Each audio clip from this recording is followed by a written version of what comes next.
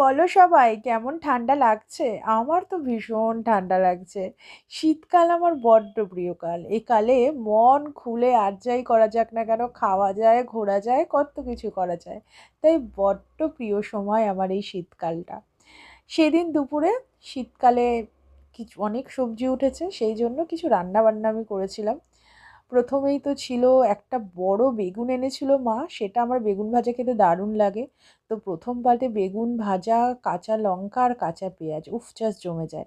তারপরে অল্প একটু নিয়েছিলাম লাউ চিংড়ি, তারপরে ছিল পুঁই মিটুলি চিংড়ি মাছ দিয়ে, আর ছিল চিংড়ি মাছের রসা, আর ছিল কাতলা মাছের একটা কালিয়া। তো এই ছিল সেদিনকের লাঞ্চ। প্রত্যেকটা রান্নাই না আমার দারুণ লেগেছিল খেতে। শীতকাল পড়লেই নানা রকম খাওয়া যায়, অনেক কিছু মজা করা যায়, তাই শীতকালটা আমার বড্ড প্রিয়, আগেই বললাম। সেদিনকের খাওয়া দাওয়া জাস্ট জমে গেছিলো আমার। তো শীতকালে আরও নানা রকম খাবার থালি নিয়ে আমি অবশ্যই আসবো, অনেক রেসিপি তোমাদের সাথে শেয়ার করব। তো তোমরা আমাকে জানিও সেদিনকের লাঞ্চ থালিটা তোমাদের কিরকম লাগলো। সবাই ভালো থেকো, চুটিয়ে শীত এনজয় করো। চলো আজ তবে আসি, দেখা হবে অন্য কোনো ভিডিওতে।